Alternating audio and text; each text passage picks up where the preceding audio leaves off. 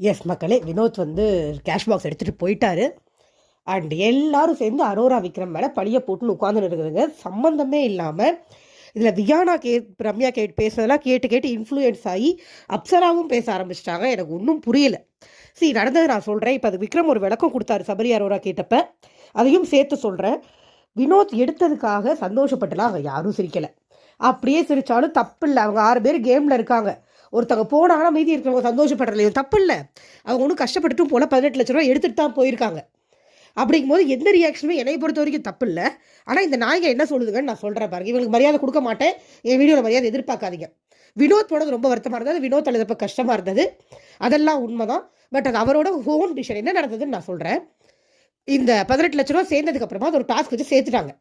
18 லட்ச ரூபா சேர்த்ததுக்கு அப்புறமாவே அரோரா வந்து சபரிக்கிட்டையும் விக்ரம் கிட்டையும் கேட்டுட்டு இருந்தாங்க, எடுத்துறவா, நான் எடுத்துகிட்டு போயிடவா, எனக்கு ஸ்டடீஸ் இருக்குது ஃபாரினில், எனக்கு வேண்டி இருக்கும் அப்படின்னு சொல்லிட்டு இருந்தாங்க. குழம்பிட்டே இருந்தாங்க. மறுபடியும் பெட்ரூமில் போய் இப்போ வந்து அப்போ அரோரா பேசிகிட்டு இருக்கும் போதே எழுந்து போயிட்டு இதுகிட்ட நின்னப்ப, கேஷ்பாக்ஸ் கிட்ட நின்னப்ப வேக வேகமாக வினோத் ஓடி வந்தார். எடுக்காது கேம் இருக்குது அப்படி இப்படின்னாரு. அப்போ அரோரா போயிட்டாங்க. திரும்பி அரோரா போய் பெட்ரூம்குள்ளே போய் விக்ரம் கிட்டையும் பிரவீன் கிட்டையும் இதே விஷயத்த பேசிகிட்டு இருந்தாங்க.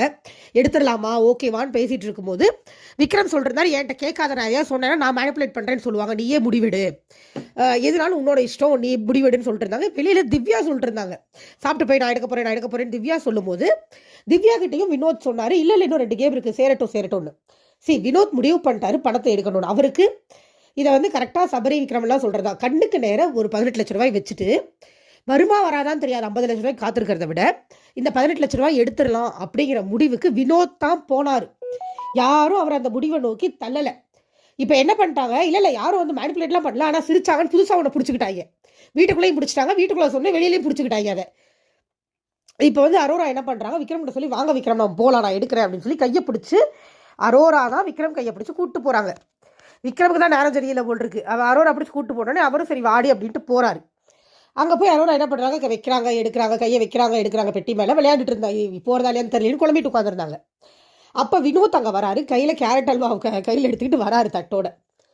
அவர் எடுத்து இன்னொரு கேம் இருக்குல்லடின்னு மறுபடியும் இல்லை எனக்கு நான் எடுக்கலான்னு பார்க்குறேன் அப்படின்னு அரோரா சொல்லிட்டு இருக்கும்போது என்ன பண்ணுறாரு, கேரட் அல்வாவை கொஞ்சம் கொஞ்சமாக அரோரா ஊட்டி அரோராவை பின்னாடி தள்ளுறாரு கொஞ்சம் கொஞ்சமாக.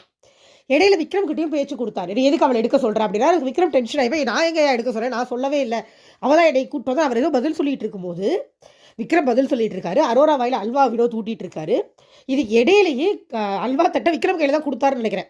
சட்டுன்னு கையில் கொடுத்துட்டு ஒரு கையால் எடுத்துட்டாரு, பெட்டி அவரே எடுத்துட்டாரு. அப்போ அரோராவுக்கும் விக்ரமுக்கும் ஒன்றுமே புரியலை. அவர் போயிட்டு கானா வினோத்னு கத்துற வரைக்குமே ஒன்றுமே